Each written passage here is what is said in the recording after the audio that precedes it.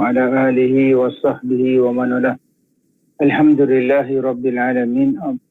Wabihi nasta'inu ala umuri dunya wa din. Salatullahi wa salamuhu alaihi wa ala alihi wa sahbihi ajma'in.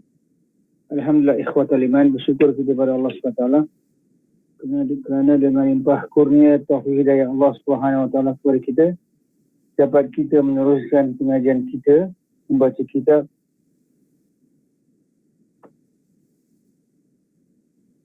Talbis Iblis. Kita dah sampai pada muka surat 120 ataupun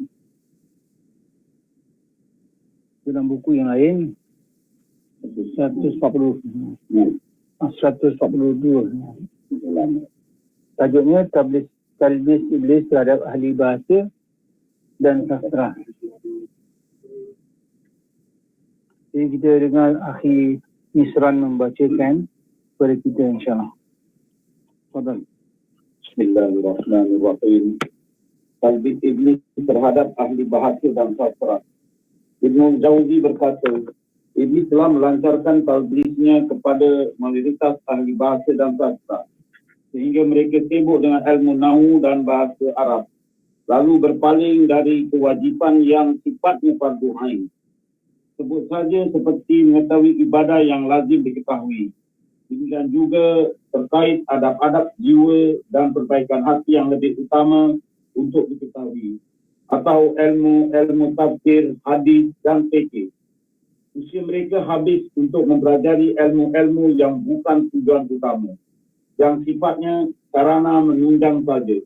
Dan apabila seseorang memahami suatu kata, seharusnya dia naik ke tahap pengamalan, sebab di balik kata tersebut ada maksud yang harus diamalkan. Namun, anda melihat seorang daripada mereka hampir tidak faham adab syariat kecuali sedikit, tidak mengenal belok fikir, pun tidak memperhatikan kesucian jiwa dan kebersihan hatinya. Di sisi lain, mereka memiliki kesombongan luar biasa. Iblis mengelabui mereka dengan berucap, kalian adalah ulama Islam, sebab nahu dan bahasa Arab termasuk ilmu inti di dalam Islam, yang dengannya lah mana Al-Quran dapat digali.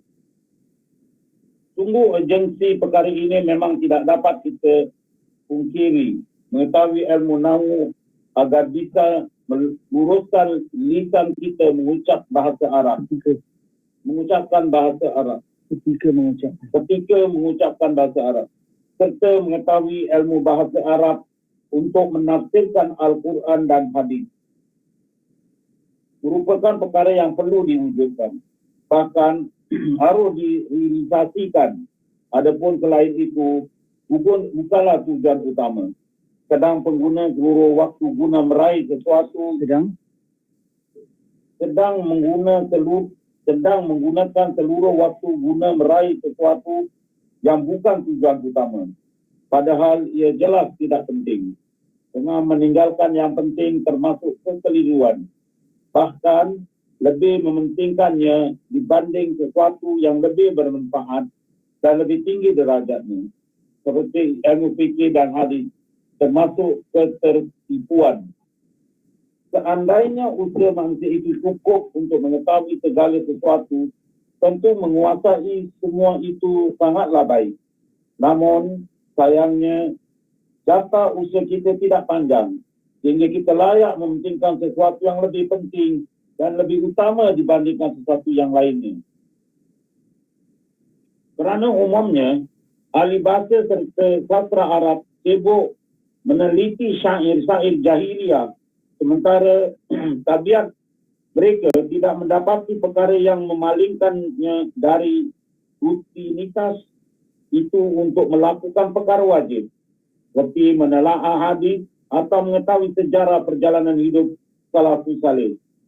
Maka tabiat ini pun menyeret mereka ke jurang hawa nafsu, sehingga muncullah pada pribadi mereka sikap berpangku tangan yang kemudian mempermainkan sanubari mereka. Akibat kekeliruan bersikap ini, jarang sekali anda melihat mereka sibuk dengan ketakwaan atau melihat mereka mau memperhatikan makanannya. Karena biasanya naung itu dicari oleh para penguasa. Sehingga seorang yang menguasainya pun akan memakan harta mereka yang haram. Hal ini sebagaimana yang dialami Abu Ali Al-Farisi, seseorang yang hidup di bawah naungan Abdul Daulah dan selain darinya. Terkadang mereka menganggap suatu hukumnya boleh, padahal hakikatnya ia tidak boleh. Itu terjadi karena minimumnya pemahaman agama mereka. Ini seperti yang dialami Az-Zajjaj Abu Isha Ibrahim bin Asy'ari radhiyallahu an. Dia menceritakan, aku pernah mengajar Al-Qasim bin Abdullah. Suatu hari aku berkata kepadanya, bila kamu berhasil menduduki posisi ayahmu dan kamu diangkat sebagai menteri, apakah yang akan kamu lakukan terhadapku? Al-Qasim balik bertanya, memang apa yang anda harapkan? Aku pun menjawab, kamu memberiku 10.000, 20.000 dinar.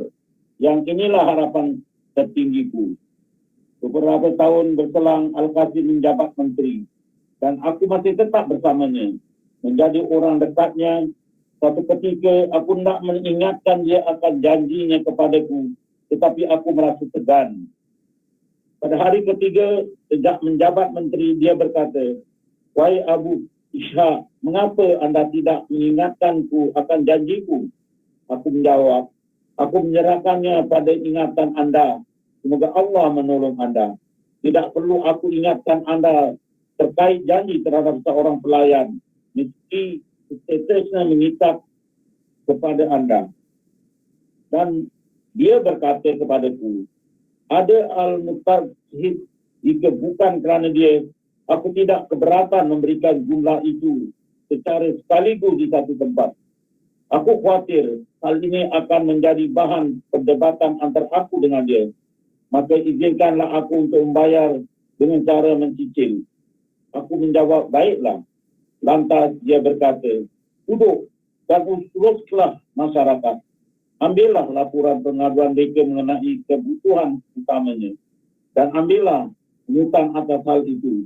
Jangan segan bertanya kepadaku terkait pengaduan yang kamu sampaikan, baik yang mungkin atau yang tidak mungkin, hingga harta yang aku janjikan itu dapat kamu peroleh. Adapun melakukan, Aku pun ada. Ya, aku pun. Itu lain juga.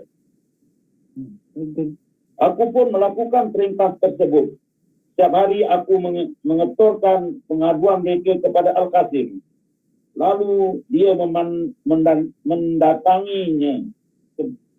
menandatanganinya sebagai petanda akan direspon. Berapa yang padamu atas jadimu ini? Jawab. Aku dan sekian. Itulah upah tambahan. Kemudian aku melakukan saranannya. Dan aku terus mengutip pungutan dari masyarakat. Sedang mereka terus memberiku tip tambahan. Jika aku berhasil sampai yang Al-Qasim tetapkan. Suatu hari aku melaporkan perkara besar hingga diberi 20.000 dinar. Bahkan lebih setelah beberapa waktu.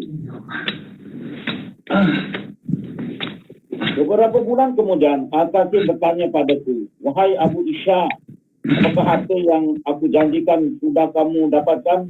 Belum. Jawabku. Mendengar jawabanku, dia hanya diam. Sementara itu, aku terus menyampaikan laporan pengaduan masyarakat kepadanya. Sesudah itu, dia bertanya lagi, apakah harta yang aku janjikan sudah kamu dapatkan? Aku menjawab, belum. Aku menjawab demikian kerana takut kehilangan mata pencarian, yakni dari pungutan atas laporan khalayak. Dan demikian terus berlangsung sampai aku berhasil mengumpulkan harta 2 kali lipat dari jumlah yang telah dijanjikan Al-Qasim. Satu hari Al-Qasim bertanya lagi padaku, dan kini aku malu berbohong padanya. Maka aku menjawab, sudah aku dapatkan, semoga anda senang. Dia menyaut, Demi Allah, kamu telah mengangkat kesulitanku. Hatiku tidak pernah tenang sebelum kamu mendapatkan hati yang dijanjikan. Al-Qasim kemudian menulis surat kepada bendahara yang isinya pemberian sebesar 3,000 dinar sebagai bentuk kebaikan hati kepadaku. Aku kemudian menerima dana tersebut. Setelah itu aku tidak lagi menyampaikan laporan pengaduan apa pun padanya. Aku tidak tahu bagaimana cara menghadap sang menteri. Esok harinya, aku mendatangi Al-Qasim. Aku pun duduk di tempat biasa dan dia memberiku isyarat padaku seolah bertanya, mana laporan pengaduanmu? Dia minta laporan pengaduan seperti biasanya untuk menandatanganinya. Aku memberitahu, hari ini aku tidak mengambil laporan pengaduan dari siapa pun. Kerana uang yang anda janjikan sudah aku dapatkan. Aku sendiri tidak tahu bagaimana bisa menghadap anda sini. Al-Qasim menyaut, subhanallah, apa yang kamu kira aku akan memutus sesuatu yang sudah menjadi kebiasaanmu dan sudah diketahui masyarakat, yang dengannya kamu memperoleh kedudukan dan kehormatan di mata mereka, yang mendatangi pintu rumahmu pagi dan petang tanpa sebab yang jelas. Demikian nescaya menimbulkan dugaan kena banyak orang bahawa kedudukanmu kini di sisiku lemah atau berkurang. Sampaikanlah laporanmu padaku dan ambillah upah tanpa ada perhitungan. Maka aku pun mencium tangannya. Esok harinya aku datang pagi-pagi guna melaporkan pengaduan masyarakat. Tiap hari aku telah menyetorkan laporan itu hingga sang menteri meninggal dunia dan aku mendapat hati yang banyak kerananya. Ibnu Jauzi menegaskan, lihatlah perilaku orang yang minimum pemahaman agama ini. Andai seorang yang memiliki kedudukan tinggi kerana ilmu, nahu dan bahasa itu tahu bahawa perbuatannya haram menurut syariat, maka tentu dia tidak akan menceritakannya dengan penuh rasa bangga. Kerana menyampaikan pengaduan kezaliman kepada sang pemimpin itu hukumnya wajib dan tidak boleh diminta pungutan atas hal ini. Demikian pula dalam persoalan yang terkait urusan kenegaraan yang memang tugas di menteri. Dengan ini, derajat fikih terlihat berbeza dengan ilmu lain. Alhamdulillah. Bismillah wassalatu wassalamu ala Rasulillah. Alhamdulillah. Syekh Ibnu Jauzi berkata berkenaan dengan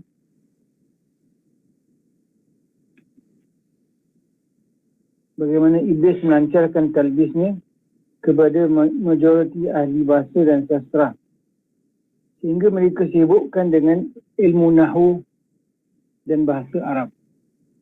Sama ada ilmu nahu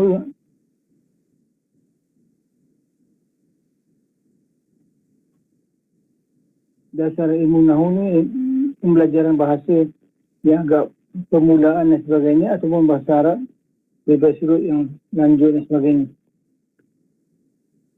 Lalu dengan tumpuan mereka terhadap ilmu nahu dan bahasa Arab itu, maka ini membuatkan mereka, para ulama tersebut, menyebutkan kepada sesuatu yang kurang bermanfaat.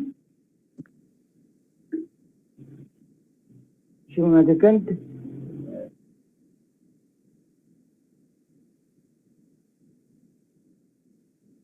seperti mengetahui ibadah yang lazim diketahui, demikian juga terkait adab-adab jiwa dan perbaikan hati yang lebih utama yang diketahui. Jadi mereka tumpukan kepada ilmu bahasa, maka mereka tidak hiraukan ilmu yang lebih penting daripadanya. Dan Syekh mengatakan seperti ilmu apa? Ilmu tafsir, ilmu hadis dan fikih. Jadi sebenarnya tujuan kita belajar bahasa sebenarnya bagi semua adalah untuk kita dapat memahami bahasa dan kita lanjutkan selanjutnya.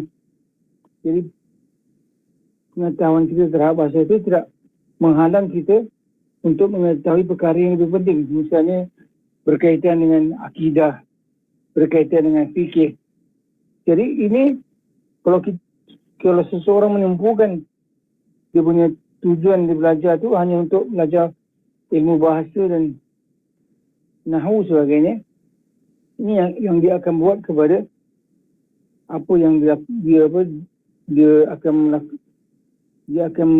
melakukan sesuatu perkara yang dia lihat kurang daripada kemanfaatan yang banyak. Jadi Syekh mengatakan usia mereka habis untuk mempelajari ilmu-ilmu dan bukan tujuan utama. Jadi ilmu-ilmu yang mereka belajar ni bukanlah dasarnya ilmu yang perlu dipelajari. Jadi Syekh mengatakan bahawa dia sifat sarana penunjang saja. Seseorang belajar bahasa untuk dia pergi pada mempelajari bahasa Arab, dia dapat mengetahui. Tapi kalau belajar bahasa hanya untuk bahasa saja, maka kita lihat dia tak akan dapat kebaikan daripada pembelajarannya itu. Jadi saya mengatakan tentang tipu daya syaitan kepada para ulama yang belajar bahasa dan memberi tumpuan berbahasa saja.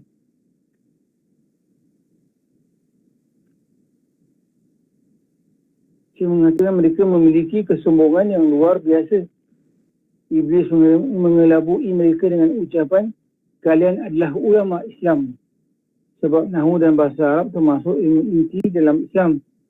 Jadi dengan mereka belajar bahasa, mereka dah anggap mereka adalah orang terpenting dalam masyarakat sebagainya. Itu yang kita lihat Iblis memainkan talbisnya terhadap masyarakat. Jadi Syekh menerangkan tentang mereka ini memberi tumpuan kepada sastra Arab, syair-syair jahiliyah dan sebagainya. Sedangkan perkara ini bukanlah maksud daripada pembelajaran. Dan lepas tu saya datangkan tentang seorang yang mendekati para menteri dan minta pula ganjaran daripada dia mendekati menteri itu untuk memberi dia upah sebagainya. Dan jadi di sini Syekh menerangkan tentang bagaimana dia menipu kepada ulama tadi.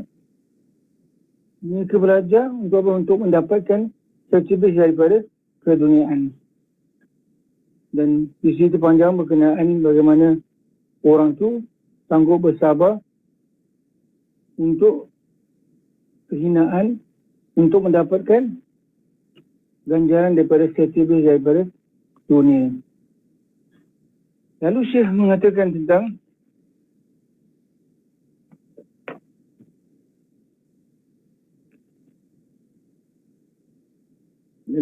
Syekh rahimahullah menegaskan, lihatlah perilaku orang yang minimnya pemahaman agama ini. Maksudnya ilmu agama ini sangat minim, sangat sedikit. Andainya orang yang memiliki kedudukan tinggi kerana ilmu nahwu dan bahasa itu tahu bahawa perbuatan ini haram, perbuatan yang meminta menteri itu untuk beri upah hanya untuk sampaikan kepada mereka laporan-laporan yang sepatutnya laporan itu adalah perkara yang sudah jadi kewajipan dia memberitahu kepada penguasa. Jadi dengan itu juga daripada tipu daya talbis iblis yang mana mereka ditipu dan disebabkan mereka hendak dekatkan diri kepada para menteri dan sebagainya. Jadi kita lanjutkan kepada selanjutnya. Fadal. Talbis iblis terhadap para penyair. Ibnu Jauzi berkata, Iblis telah melancarkan talbisnya kepada para penyair dengan menimbulkan perasaan bahawa mereka ini adalah ahli sastra yang dipunyai kecerdasan yang membuat mereka lebih unggul daripada orang lain.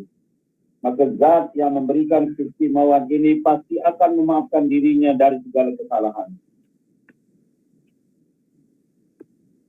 Oleh kerana itu, anda melihat mereka berkelana ke berbagai tempat lalu menebar kebohongan, melontarkan tuduhan zina, mengejek manusia, menistakan kehormatan seseorang, atau berikrar atas terjadinya perbuatan keji. Paling tidak, seorang penyair akan memuji-muji orang lain sampai yang dipuji-puji itu takut akan penghinaannya. Sehingga dia memberinya harta sebab takut keburukannya tersebar luas. Atau penyair ini memuji orang lain di depan khalayak ramai sehingga yang dipuji-puji itu memberinya harta sebab malu kepada hadirin jika sampai tidak memberi. Demikian di antara caranya memperoleh penghasilan. Di lain pihak, para penyair serta ahli sastra tidak segan memakai kain sutra, juga berdusta manakala menyanjung hingga melampaui batas, serta berkumpul untuk berbuat kefasikan, meminum khamar, dan melakukan perbuatan maksiat lainnya. Salah seorang dari mereka berkata, aku dan beberapa sastrawan berkumpul, lalu kami melakukan ini dan itu. Alangkah jauhnya mereka dari kebenaran, mengaku ahli sastra seorang beradab. Padahal adab kepada Allah ialah dengan bertakwa kepadanya.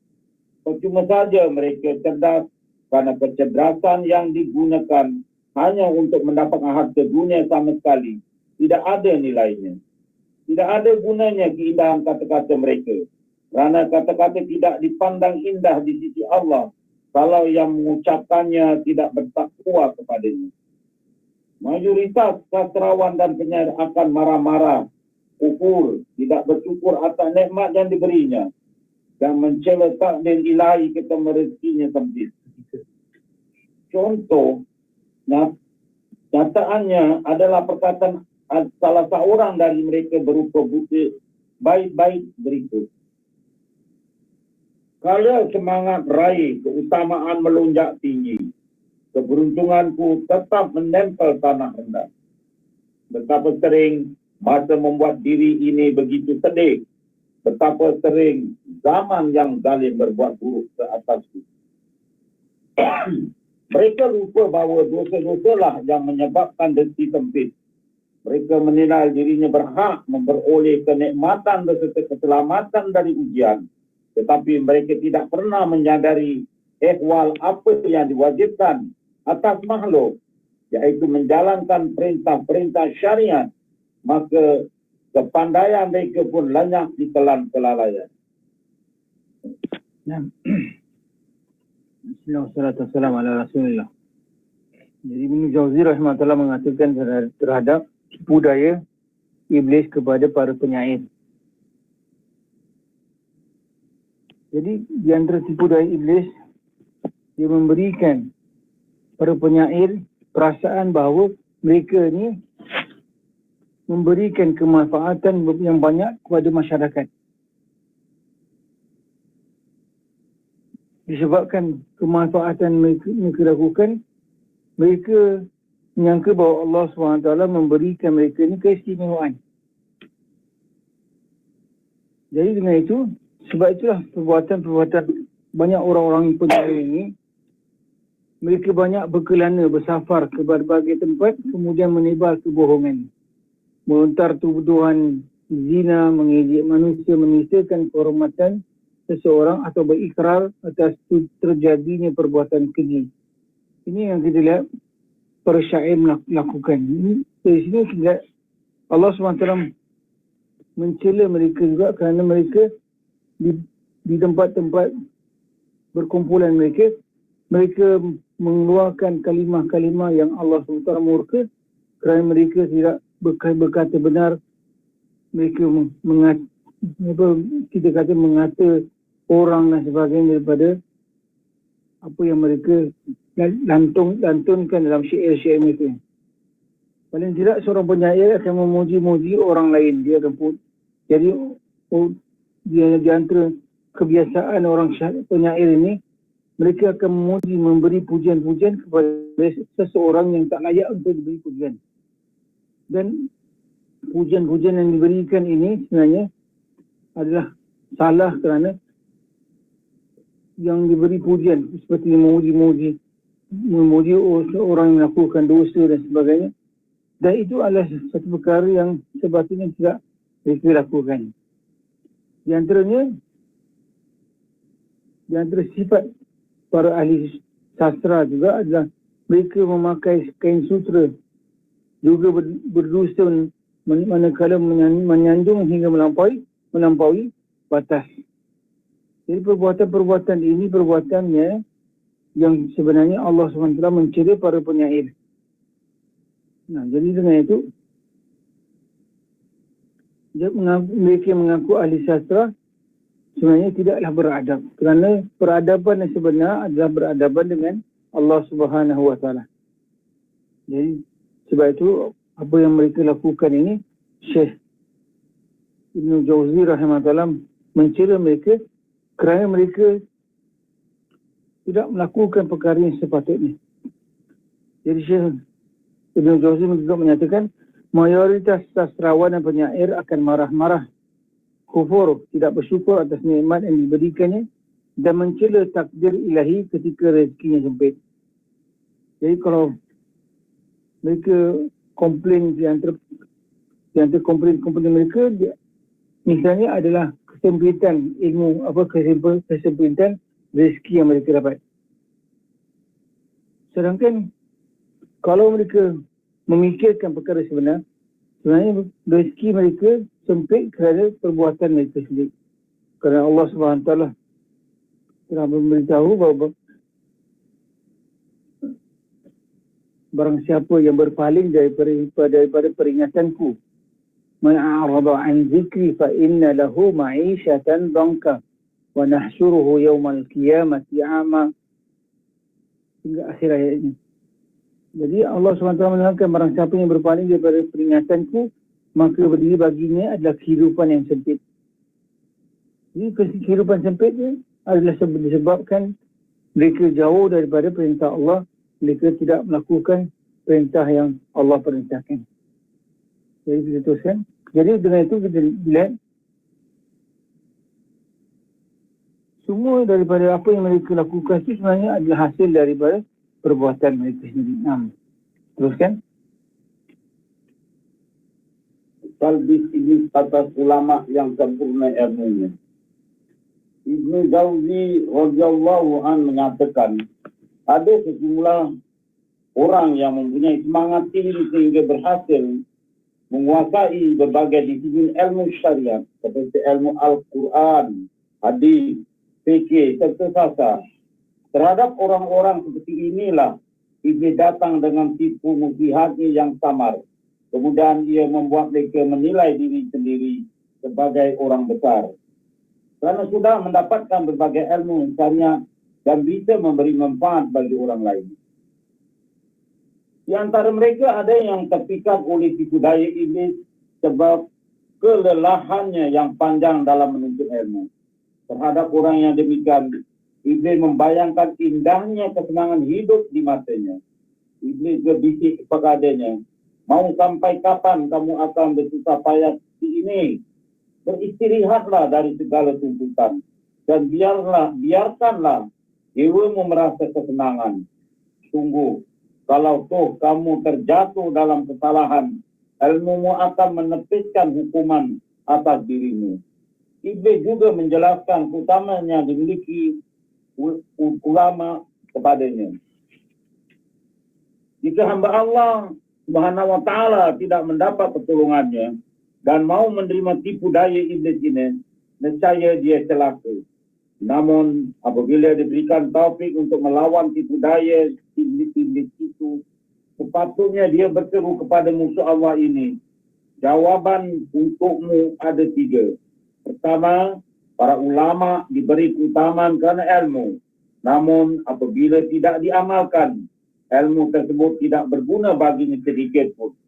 Maka jika ia tidak mengamalkan ilmuku, pasti aku menjadi orang yang tidak faham tujuan.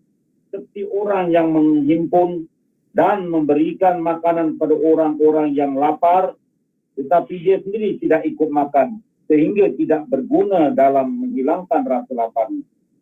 Kedua, aku harus menentangmu kerana mengingat celaan atas orang yang tak mengamalkan ilmu.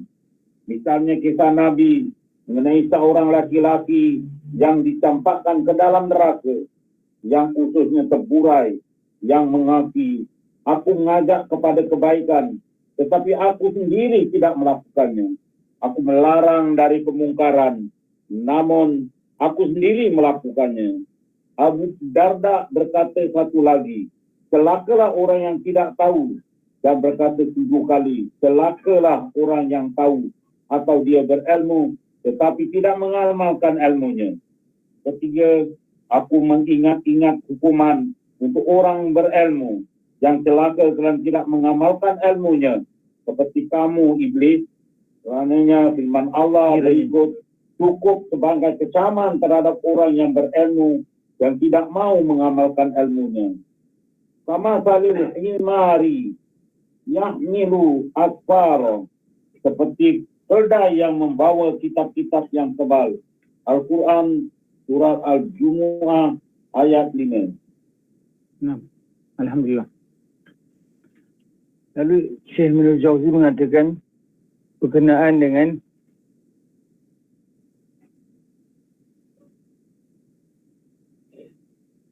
sejumlah orang yang mempunyai semangat tinggi sehingga berhasil menguasai berbagai disiplin ilmu syariat seperti ilmu Al-Quran, hadis, fikih, juga sastra. Terhadap orang seperti inilah Iblis datang dengan tipu muslihat yang samar. Kemudian ia membuat mereka menilai diri mereka sebagai orang besar kerana sudah mendapat berbagai ilmu syariat dan bisa memberi manfaat bagi orang lain. Jadi perkara yang mereka Iblis timbulkan ke dalam orang-orang, para ulama-ulama yang kuat-kuat ini, yang mantap dalam ilmu Quran, fikih, hadis, sastra sebagainya,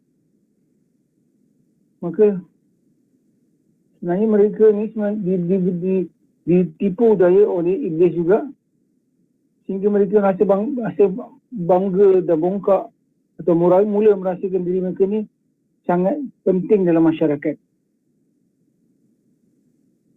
Jadi Syekh Ibn Jauzi mengatakan di antara mereka juga yang terpikat oleh tipu daya Iblis sebab kelelahannya yang panjang dalam menuntut ilmu. Kerana mereka dah lama belajar, jadi perjalanan ilmu mereka begitu lama, jadi mereka merasakan usaha pengorbanan mereka begitu besar dalam pengorbanan yang mereka berikan kepada ilmu sebagainya. Jadi kita lihat bagaimana macam gini pun kita lihat para ulama yang ilmu dah kuat pun mereka boleh tertipu, dilakukan talbis oleh Iblis disebabkan mereka mula merasa diri mereka ini kalangan orang-orang yang penting dalam masyarakat sebagainya. Jadi itu adalah di antara yang kita lihat apa yang Ibn Jauzi rahmatullah mengatakan tentang apa yang para ulama yang kuat-kuat, yang mantap, yang kuat dalam ilmu mereka mula merasakan terhadap apa yang mereka lakukan, berikan kepada masyarakat.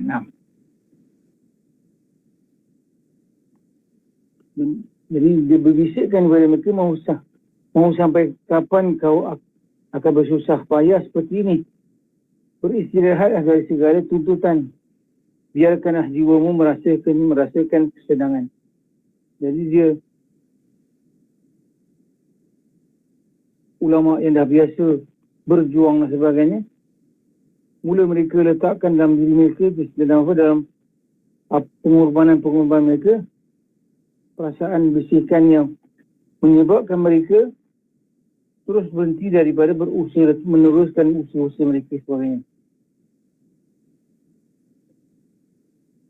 Jadi di antara apa yang Ibn Jauzi juga mengatakan, Jika hamba Allah tidak mendapatkan pertolongannya dan menerima tipu daya iblis ini, nescaya dia akan celaka. Namun apabila diberi taufik untuk melawan tipu daya iblis ini, sepatutnya berseru kepada musuh Allah ini. Jawapan untukmu ada 3 perkara. Pertama, para ulama diberikan keutamaan kerana ilmu. Namun apabila tidak diamalkan ilmu tersebut, tidak berguna baginya sedikit pun. Maka jika tidak mengamalkan ilmuku, pasti aku akan menjadi orang yang tidak faham tujuan. Seperti orang yang menghimpun dan memberikan makanan kepada orang-orang yang lapar, tapi dia sendiri tidak ikut makan sehingga tidak berguna dan menghilangkan rasa lapar. Dan kedua, aku harus menentangmu kerana mengingat celaan atas orang yang tak mengamalkan ilmu. Misalnya kisah Nabi mengenai seorang laki-laki yang dicampakkan dalam neraka, yang ususnya terburai mengakui aku mengajak kepada kebaikan, tapi aku sendiri tidak melakukannya. Aku melarang dari kemungkaran, namun aku sendiri melakukannya. Abu Darda berkata 1 kali, celakalah orang yang tidak tahu. Dan berkata 7 kali, celakalah orang yang tahu atau dia berilmu tapi tidak mengamalkan ilmunya. Jadi jawapan ketiga, aku mengingat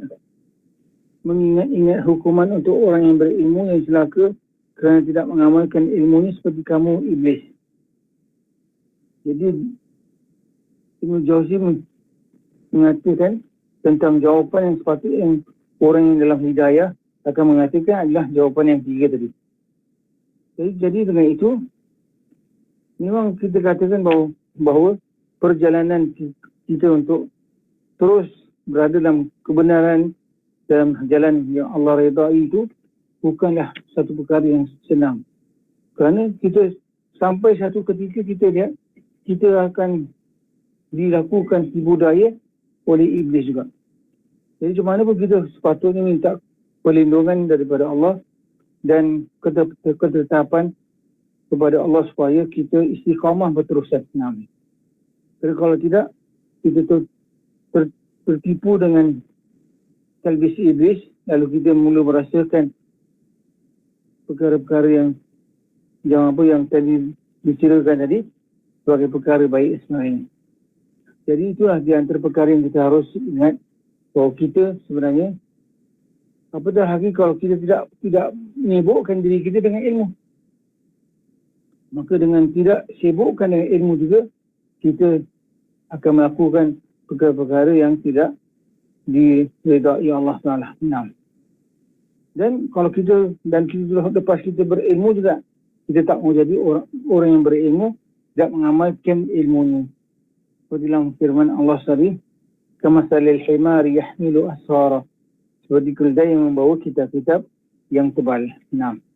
Teruskan. Kritik atas para ulama yang sempurna ilmunya.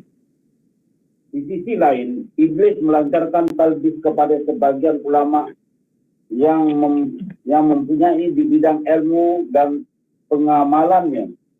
Iblis menggoda ulama yang mampuni di bidang ilmu dan pengalamannya. Iblis menggoda mereka untuk menyombongkan diri atas ilmu yang dimiliki, dengki kepada kawan, berprofesi, serta bersikap riak semata-mata mencari kedudukan duniawi di mata manusia. Terkadang iblis menunjukkan kepada mereka bahawa semua itu sombong, dengki dan riak adalah hak mereka. Terkadang juga iblis menguatkan perasaan suka terhadap semua itu dalam jiwa sehingga tidak akan meninggalkannya, meski mereka tahu bahawa yang demikian salah. Cara mengatasi talbis iblis ini bagi seseorang yang diberi taufik oleh Allah adalah dengan memperhatikan dosa sifat sombong, dengki dan riak ini.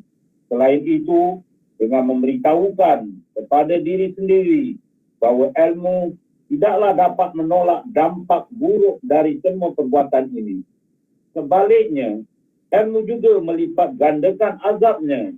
Berlipat gandanya azab tidak lain kerana melipat gandanya alasan untuk menjatuhkan hadis azab itu. Cara selanjutnya adalah dengan mengkaji perjalanan hidup para ulama terdahulu, salafus saleh. Kerana siapa sahaja yang memperhatikan perjalanan hidup mereka, yang mengamalkan ilmunya, dia akan memandang dirinya hina, sehingga tidak mungkin bersikap sombong. Siapa sahaja yang benar-benar mengenal Allah tidak akan berbuat riya. Dan siapa sahaja yang menyadari berlakunya takdir Allah sesuai dengan kehendaknya, tidak akan mempunyai sifat dengki terhadap orang lain.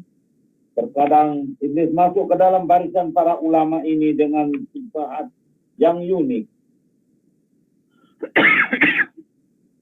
Iblis berkata, pencarian kalian terhadap derajat tinggi bukanlah sebuah kesombongan, kerana kalian adalah para pengawal syariat. Kalian hendak menegakkan kemuliaan agama dan melawan para ahli bid'ah.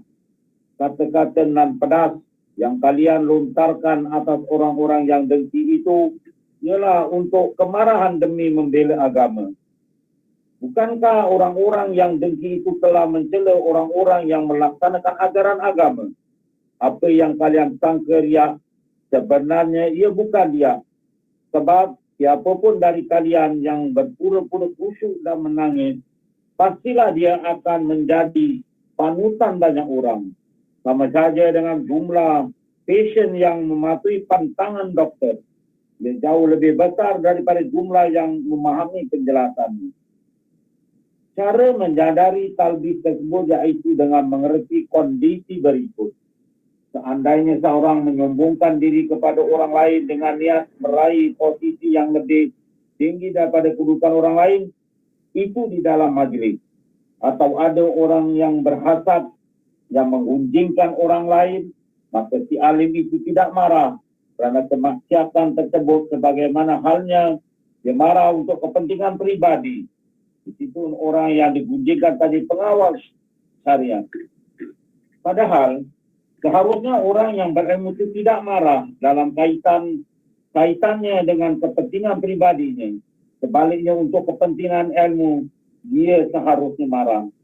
Adapun dia, sungguh tidak ada alasan bagi siapa pun untuk menunjukkan sikap ini. Tidak boleh menjadikannya sarana dalam menganjurkan kebaikan kepada orang-orang. Ayub Ash-Shakiyani ketika menyampaikan sebuah hadis, artinya lunak mengusap wajahnya menangis. Lalu dia berkata lagi, alangkah beratnya sungguh ini. Sesungguhnya seluruh amal bergantung pada niatnya. Dan orang yang kritis pasti menyadari hakikat ini. Tidaklah sedikit orang yang mendiamkan gunjingan terhadap kaum muslimin. Bahkan ketika kaum muslimin digunjingkan di hadapan dirinya, dia justru merasa senang. Maka dia ikut memikul dosa kerana 3 alasan. Pertama, kerana dia merasa senang. Sungguh perasaan senang ini muncul akibat adanya kemaksiat ghibah dari pihak pengunjing. Kedua, kerana sikap dia yang biasa-biasa saja, manakala kaum muslimin dicela ataupun digunjingkan. Ketiga, kerana dia tidak berani mengingkari tindakan ghibah tersebut. Iblis kembali melancarkan talbisnya kepada para ulama yang sempurna ilmunya, iaitu mendorong mereka bangun malam untuk beribadah.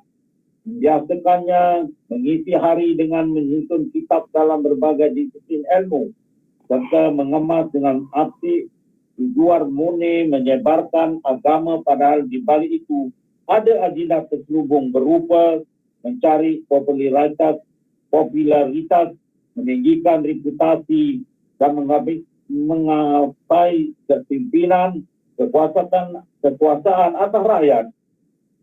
Dengan talbis ini, orang-orang pasti reda melakukan perjalanan jauh dalam rangka mengambil ilmu dari ulama tersebut. Ketahuilah, talbis ini bisa diketahui dengan mudah. Sekali layak memang dapat mengambil manfaat dari karya-karyanya sampai harus mendatanginya.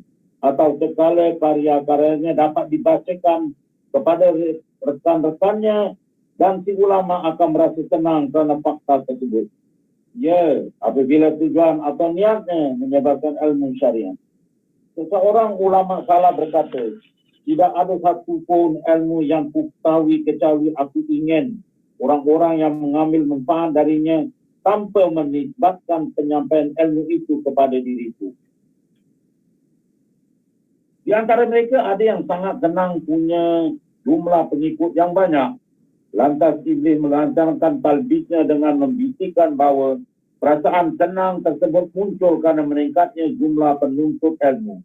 Padahal hakikatnya kerana ada banyak pendukung dirinya yang akan menjadikan dia tersohor. Talbis Iblis lainnya hanya ulama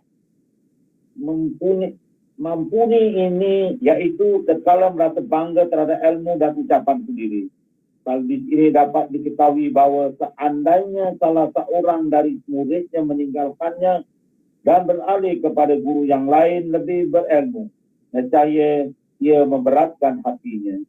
Yang demikian bukan sifat orang yang ikhlas dalam mengajarkan ilmu. Sungguh, perumpamaan orang yang ikhlas adalah seperti dokter yang mengobati orang sakit karena atau demi mengharapkan pahala dari Allah, yakni saat ada pasien yang sembuh melalui perantaraan seorang dokter, maka dokter itu pun turut senang. Ya. Alhamdulillah.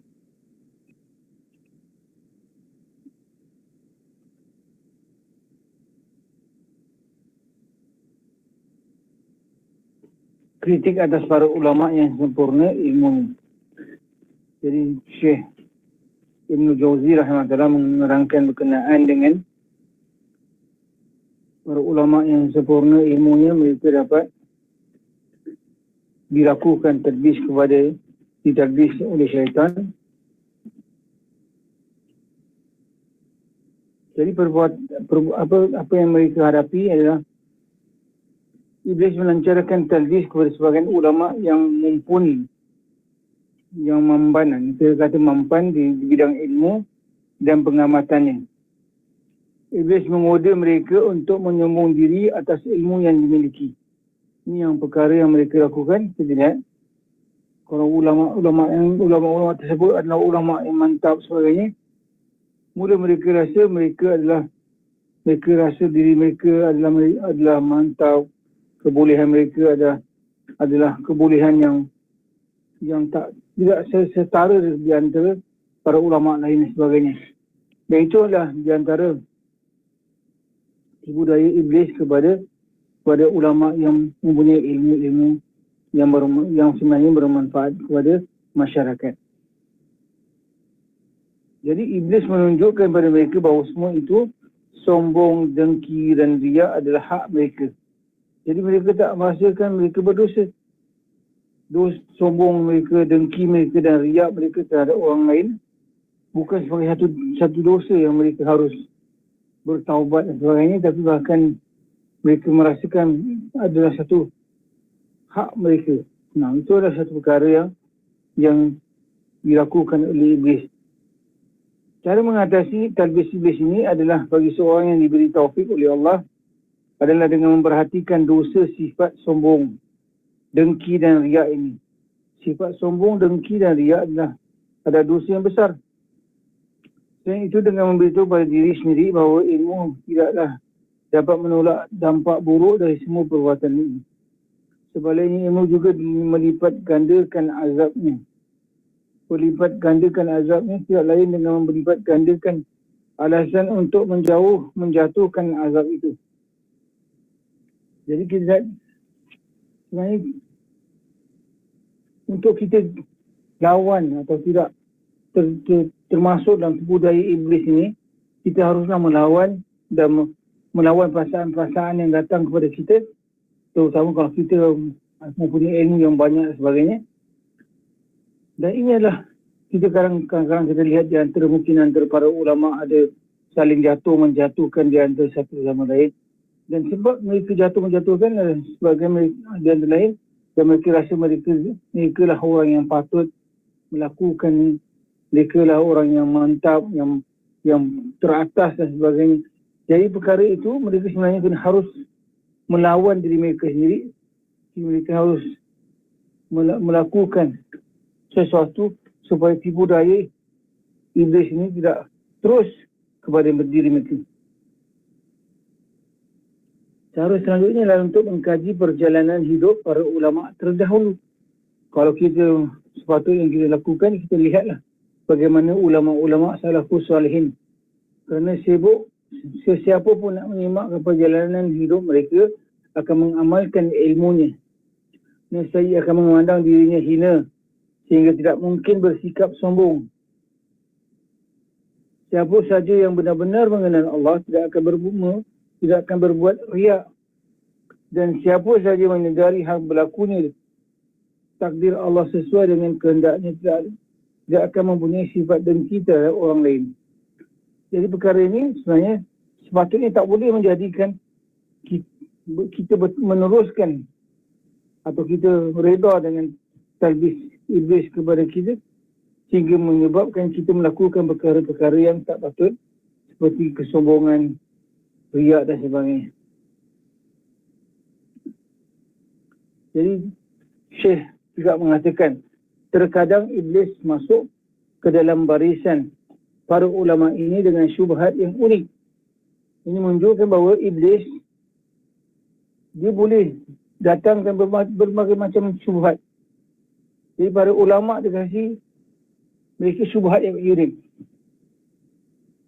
Iblis berkata pencarian kalian terhadap darjat tinggi bukanlah sebuah kesombongan. Jadi kita kata justifikan kesombongan. Kerana kalian merupakan para pengawal syariat. Jadi dinampakkan bahawa kita ni adalah pengawal syariat. Kalian hendak menegakkan kemuliaan agama melawan para ahli bid'ah.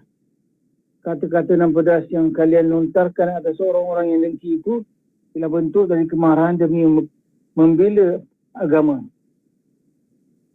Bukankah orang-orang yang dengki itu telah mencela orang-orang yang melaksanakan ajaran agama? Jadi dengan itu justify mereka terhadap perbuatan yang mereka sebenarnya perbuatan itu adalah perbuatan salah. Tapi dia diberikan berbagai hujah. Sebab itu hujah yang didatangkan ini adalah dinamakan unik. Kerana kita tak nampak ni macam bukan daripada idea syaitan sebenarnya. Perkara hujah-hujah ni macam hujah seolah-olah kita ni memang penegak agama, sangat gairah terhadap agama kita, nak memelihara agama dan tidak reda agama dikotak-katikkan oleh orang sebagainya. Jadi dengan apa yang iblis lahirkan dalam perasaan kita ni, sebenarnya dia adalah salah kerana dia bukanlah mendekatkan kita daripada atau menjauhkan kita daripada talbis iblis, bahkan makin mendekatkan kita kepada perkara-perkara yang sebenarnya tak patut kita lakukan. Dan dia akan nampakkan apa yang kalian sangka riak sebenarnya ia bukan riak. Sebab siapa pun dari kalian yang berpura-pura khusyuk dan nangis, pasti dia akan menjadi panutan yang banyak orang. Sama dengan jumlah pasien yang mematuhi pantangan doktor. Ia jauh lebih besar daripada jumlah mereka memahami penjelasannya. Jadi orang, kalau kita lihat hujah-hujah ini, kita lihat macam common sense, macam masuk akal lah. Jadi kita berikan hujah-hujah tersebut terkesan dengan tipu daya iblis sampai kita menjadikan hujah-hujah untuk kita lakukan perkara itu dengan hujah-hujah iblis. Dinampakkan bahawa perbuatan kita tak salah dan sebagainya. Cara menyadari talbis tersebut iaitu mengetahui kondisi berikut. Seandainya seorang menyombongkan diri kepada orang lain kerana dengan niat meraih posisi yang lebih tinggi daripada kedudukan orang lain itu dalam majlis, atau orang berhasad untuk menggunjing orang lain, maka si alim itu tidak marah kerana kemaksiatan tersebut sebagaimana halnya dia marah untuk kepentingan peribadi, meskipun orang yang menggunjing tadi pengawal syariat. Jadi itulah kita akan bahawa iblis akan datang ke berbagai macam alasan yang diberikan kepada kita. Sebenarnya alasan tersebut bukanlah untuk kita mengambilnya sebagai perbuatan kita teruskan dan sebagainya, dan tidak. Jadi Syekh mengatakan lagi, adapun riak sungguh tidak ada alasan bagi siapa pun untuk menunjukkan sikap ini. Tidak boleh menjadikan sarana dalam menganjurkan kebaikan pada orang-orang. Ayub As-Sakhtiyani ketika menyampaikan sebuah hadis, hatinya melunak dan mengusap wajahnya. Lalu dia berkata, alangkah beratnya flu ini. Dia ulama macam mana pun cara untuk menjauhkan daripada masuk riak dan sebagainya. Dia boleh katakan bahawa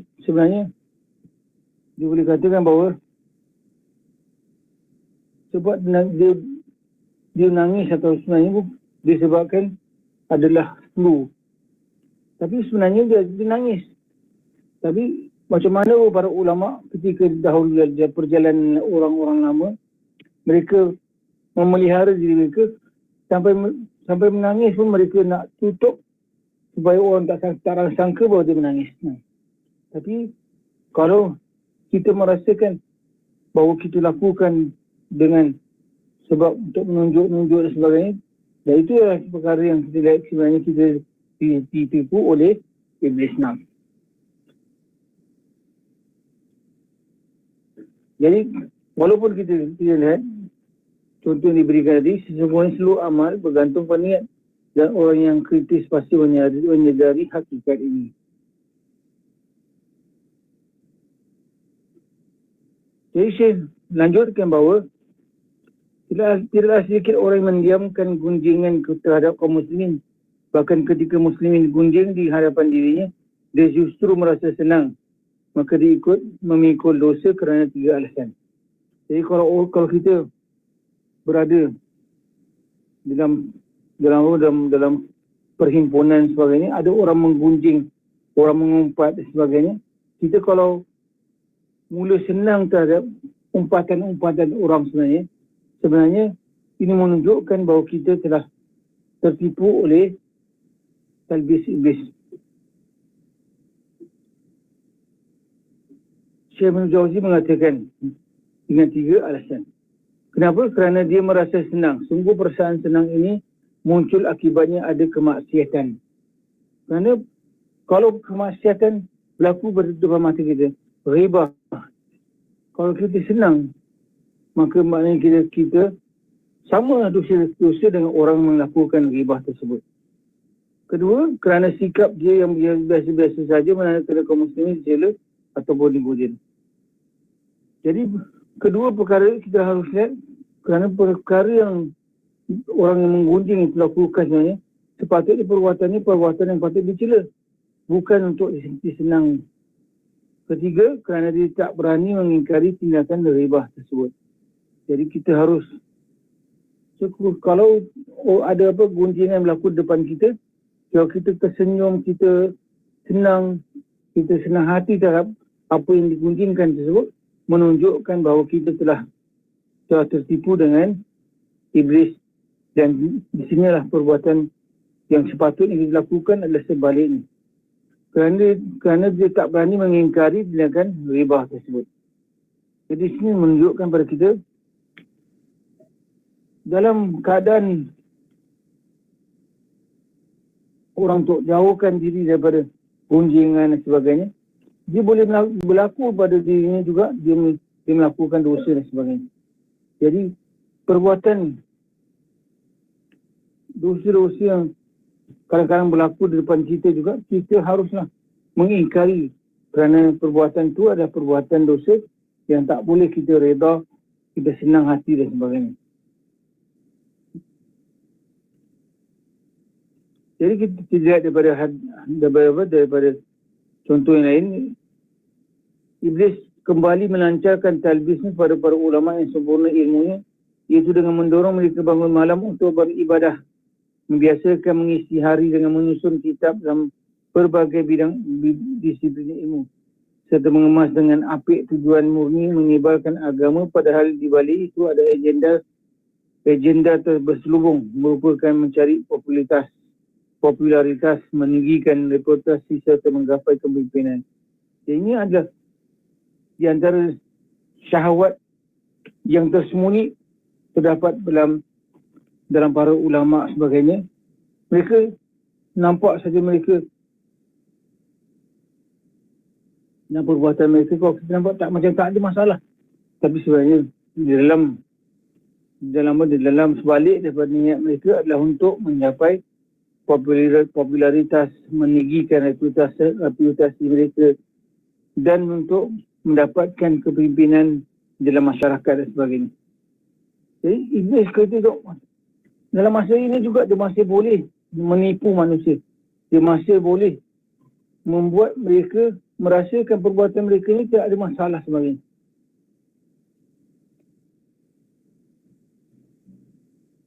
Jadi Ibn Jauzi meneruskan, ketahuilah talbis iblis ini bisa diketahui dengan mudah setiap kali hadap khalayak memang dapat mengambil manfaat dari karya-karyanya tanpa harus mendatanginya. Seorang ulama salah mengatakan tidak ada satu pun ilmu yang ku tahu kecuali aku ingin orang-orang mengambil manfaat darinya tanpa menisbahkan penyampaian ilmu itu kepada diriku. Jadi itu yang kita sangat kurang dalam kita mendapatkan, kita memberikan ilmu-ilmu tersebut. Kita di samping kita memberikan ilmu tersebut, kita inginkan diri kita ini terkenal dan sebagainya. 6. Jadi kita itu di antara perkara atau budaya iblis terhadap diri kita. Saya menganjurkan talbis iblis lain ini kerana ulama mumpun yang mantap-mantap ini tak kala merasa bangga terhadap ilmu dan ucapan sendiri. Talbis ini dapat diketahui ketika seandainya salah seorang daripada muridnya meninggalkannya dan beralih kepada guru lain. Kalau ada pelajar kita mungkin berpindah pada guru lain, dia rasa tak senang, rasa susah hati dan sebagainya. Bukan kerana kekurangan orang mengambil faedah, tapi kita rasa kita punya kemasyhuran dan kekurangan dan sebagainya.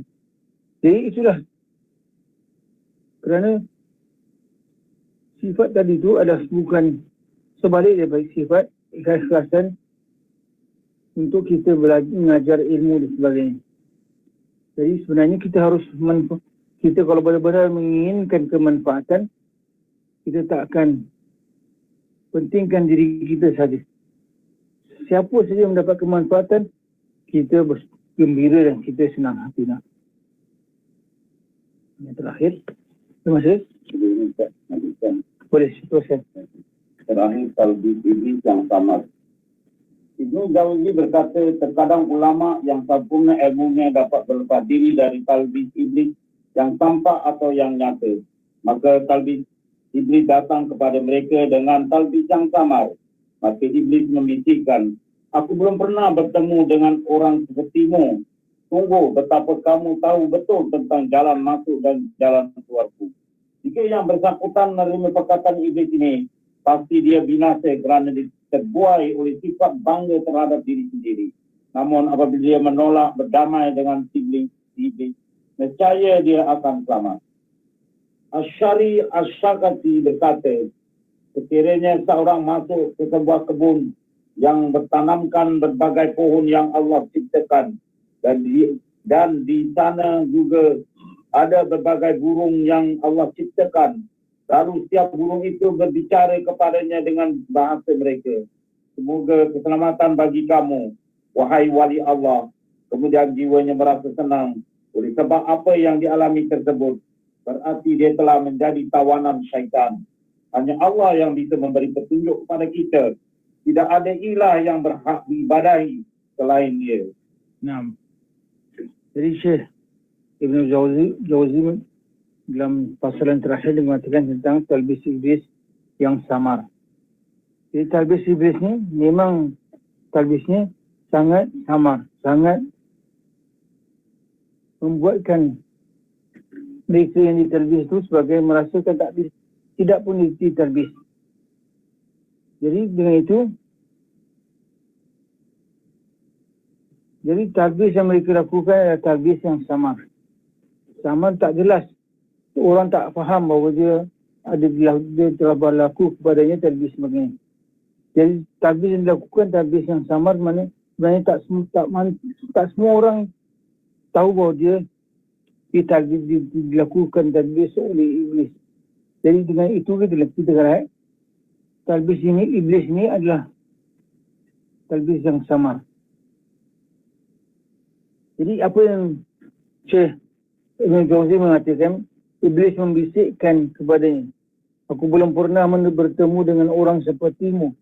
Sungguh betul kamu tahu betul jalan masuk dan jalan keluarku. Jadi dia memberikan satu kenyataan pada orang ini bahawa orang ini dah tak boleh ditipu daya oleh iblis. Semua tu yang jalan untuk dia untuk iblis lakukan penipuan kepadanya dapat dikenal pasti. Jadi orang ini sebenarnya dalam waktu yang sama mereka telah ditalbis. Walaupun talbisnya dinamakan samar, kenapa? Kerana dia punya talbis ni disingkap. Maka iblis menunjukkan bahawa orang ni telah dapat menyingkap talbisan daripada dia. Jadi saya mengatakan jika yang bersangkutan menerima perkataan iblis ni, maka pasti dia binasa kerana terbuai oleh sifat bangga terhadap diri sendiri. Kenapa orang tu rasa bukan mudah untuk tipu daya aku dan sebagainya. Jadi dengan itu adalah salah satu daripada talbis iblis kepadanya. Kerana sebenarnya orang ni kalau dah terkesan dengan dia iblis mengatakan kepada dia ada selamat daripada talbis ni sebagainya. Jadi dengan dakwaan iblis atau kata-kata iblis kepadanya, ini menyebabkan dia rasa aman dan dia rasa dia selamat dan sebagainya. Sekiranya seorang masuk ke sebuah kebun, Asy'ari As-Saqafi berkata, sekiranya seorang masuk ke dalam kebun yang bertanamkan berbagai pohon yang Allah ciptakan di sana, juga burung yang Allah ciptakan, lalu setiap orang itu berbicara kepadanya dengan bahasa mereka, semoga keselamatan bagi kamu wahai awliya Allah. Kemudian jiwanya merasa tenang oleh sebab apa yang dialami tersebut, berarti dia telah menjadi tawanan syaitan. Dia kasihkan contoh. Dia masuk ke satu kebun tu, maka dia dengar burung-burung semua cakap dia adalah wali Allah. Dia apa yang dia alami tu, burung-burung tu doakan untuk dia sebagainya. Wahai wali Allah. Kemudian jiwanya merasa tenang terhadap apa yang burung-burung tu kata. Maka sebenarnya dia berada dalam tawanan syaitan.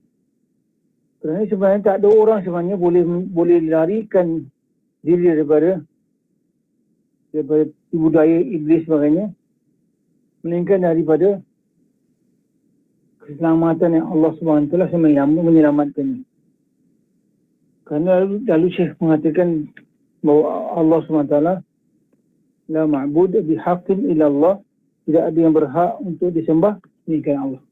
Menunjukkan dalam keadaan yang sama kita nak menjauhkan daripada talbis iblis, kadang-kadang kita juga boleh termasuk dalam talbis iblis. Jadi kita harus berhati-hati. Talbis iblis kalau kita nampak sekarang ni, yang kita ada bacakan ni, menunjukkan bahawa semua orang macam tak boleh terlepas dari dirinya daripada talbis iblis. Jadi macam mana pun kita harus minta kepada Allah bantuan, dan kita meminta Allah keselamatan daripada talbis iblis. Ada soalan ikhwah dan akhwat?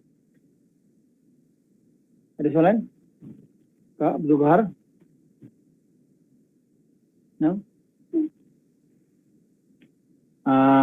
Ikhwah di online ada soalan?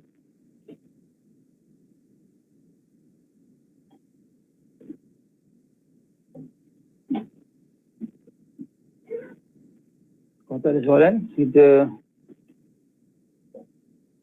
sambung pada minggu depan insyaAllah.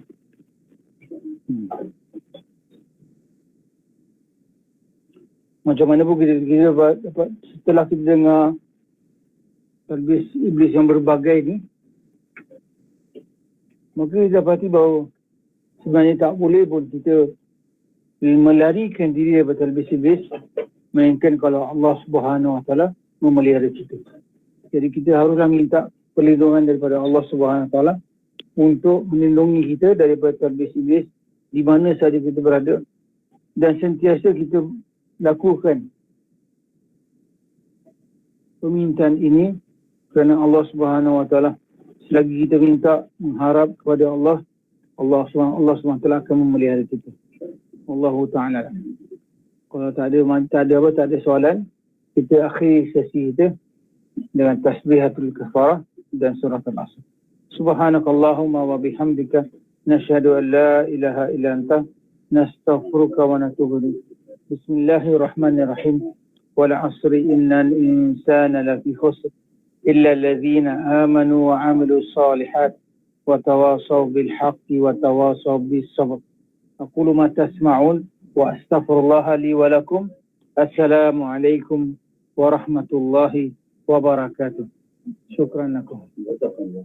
Waalaikumsalam warahmatullahi wabarakatuh.